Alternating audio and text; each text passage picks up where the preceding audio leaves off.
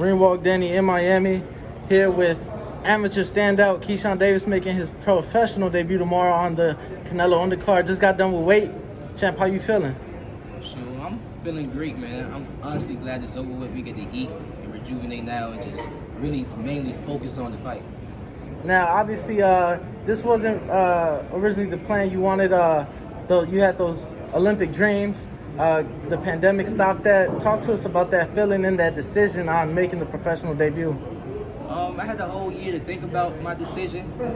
I feel like I made the right decision, especially being that I got a chance to get on this card independently, and we moving forward with just my decision that I made.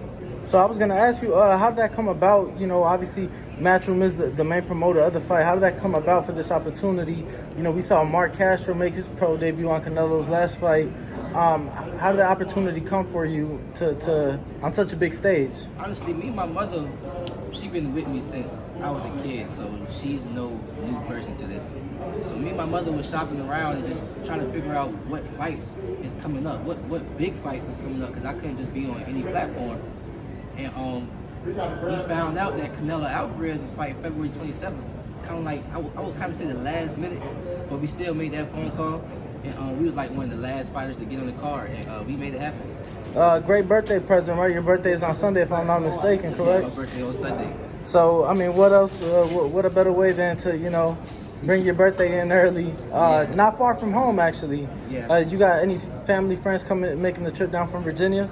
How much? Oh, we still have people coming in today. They started coming in on, Tuesday?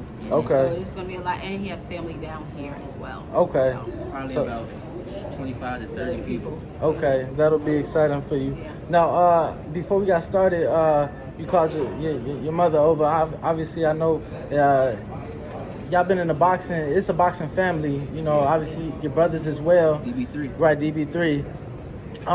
Talk to us about the role your mother plays. Mom, talk to us about how you've helped them in this process, because obviously you are a part of it as well. I got him in this process. Actually, all three of them, Kelvin, Keyshawn, and Keon. Keyshawn was 9, Kelvin was 11, and Keon was 7. However, Keon couldn't box yet, but he was training for 2 years. I got him into boxing because they're 3 boys. They used to wrestle a lot.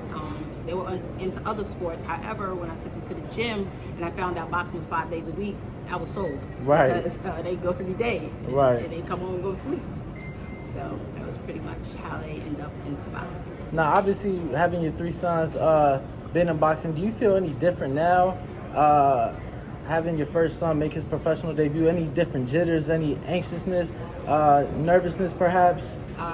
No, I've been over that a long time ago, years ago. Actually, he's the second one to make his pro debut. My oldest son made his pro debut, what was it, January? December. Okay. So actually, he's the second one to make his pro debut. Kellen made his in December. That's right, yeah. So, yeah, I don't have any jitters. I'm full confident of all 3 of them. I always sometimes get a little nervous before the fight, but once they get in the ring, that all goes away. It's like tune in, it's work time. That's how I see it, it's work time. Now, obviously, I was watching the press conference. Eddie brought up maybe a fight down the line between you and Mark, right? Mm-hmm. Talk to us about that. I know there's a friendship there, but also that competitive rivalry. Talk to us about that relationship and, you know, maybe something down the line. I know you said, if I'm not mistaken, maybe like an Oscar and Floyd years and years from now. Where do you see that happen? You know, where can you see that happen in that? Me and Mark, we got a great relationship. Just after the weigh-ins, you know, he dapped me up. He was like, "All right, let's get this money now." Right. Now, like I said, we only got to focus on the fight. No more worry about the scale. So our relationship never changed. We was always friends from amateurs when we was about 10, 11 years old. Now on big platforms, Dazn. So our relationship never changed, and I'm happy to see him on this card as well as I'm on this card. And just a fight later down the line, he gotta get a little bit bigger. He's 126. Right. I'm 135. Maybe I can go down to 130, maybe, but right now I'm at 135, solid. And later down the line, I feel like we can make that fight happen. As you can see, it was Oscar Valdez for Berchelt. Understand what I'm saying? And the smaller guy won. You know what I'm saying? So in boxing, size doesn't mean nothing. But right now, he's probably just a little bit too small for me. It's funny you say that because when I think of you and him, I kind of think of a Shakur and a Devin Haney almost, where that they have that friendship, that relationship. Yeah. But down the line, I see that being one of the biggest fights in boxing. And it was the same thing. Devin being at 135, Shakur at 126. Now he's at 130. But speaking of Shakur, I know you have a great relationship. You've gotten a lot of work with him to improve this camp. You gave him work in previous camps. Talk to us about that relationship and how he's helped you develop as an amateur now to prepare to make your pro debut. He did more. He did a lot for me outside the ring, more than just me just getting work with him, sparring and stuff like that. Like he the type of person that helps you stay on the course. He the type of person that gives you advice that amateurs won't hear nowadays. Right. He the type of person that tell you his mistakes that he made going pro or that he made as an amateur. And I just calculated everything that he was telling me and started moving how I wanted to move, started gaining more confidence for myself, started understanding me as a fighter even more. And then that really just carried on into the ring. Because once you mature outside the ring, it's going to show inside the ring also. So I started maturing just all together, just being around him. Him just telling me advice and him sparring me. After I spar matches, he's like, Keyshawn, that's something you cannot do. You got to stop it. And I'll be like, yeah, you're right.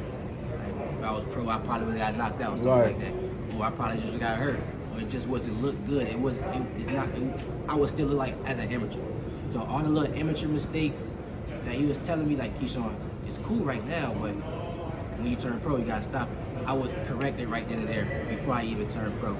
Now, talk to me. I know you have a similar relationship with Bud Crawford, correct? Yes. To where now Bud, having had more professional experience, being multi-division world champ, talk to us about something you learned from him, in the same sense. I learned more from Terrence Crawford being inside the ring with him. Okay. You would really have to. Actually, I had a one-on-one with Terrence Crawford one time, a real one-on-one, just me and him riding in the car. He was in Vegas or something. Around the time I sparred Gervonta Davis. But anyways, I learned more than him just being in the ring with him. His IQ level was just so much higher than mine that I had to go back and really go back and just study and just watch and why was he doing the things he was doing, why he just could control it. Like I've never been controlled like in a long time before I sparred him. And he was just controlling the whole sparring match. And I didn't like that, honestly. I know next time I spar him, I'm a way different fighter now. That was back when I was 19, I'm about to be 22, so I know next time he spars is going to be different, but I just want to show my IQ, my real IQ level this time. Now, we look forward to seeing you Saturday night. I know I've been following you for a few years, and unfortunately couldn't make that Olympic run, but just a message to your fans watching, not just in Norfolk, but just across the world. Really, your name grew through the amateur system. So just a message to your fans before your pro debut. Keep up with me, man. I feel like for my fans, they honestly just want to see me fight. So keep supporting me, keep following me, man. I'm doing nothing but getting better through these years, getting better, stronger, faster. And, y'all should expect a great performance out of me tomorrow. Awesome. Thank you, champ. Thank you, Mom. If you enjoyed the video, feel free to hit the like, subscribe, and share. As always, if you want to support us to the next level, head over to the patreon.com/ThaBoxingVoice. We have tons of exclusive from Border Wars, Entitled, betting shows, the list goes on and on and on. But in addition to that, if you guys have questions for fighters, trainers, and promoters, this is where you can submit them. We will run out, get these questions answered, and put it back on the show just for you guys. Appreciate it. Peace.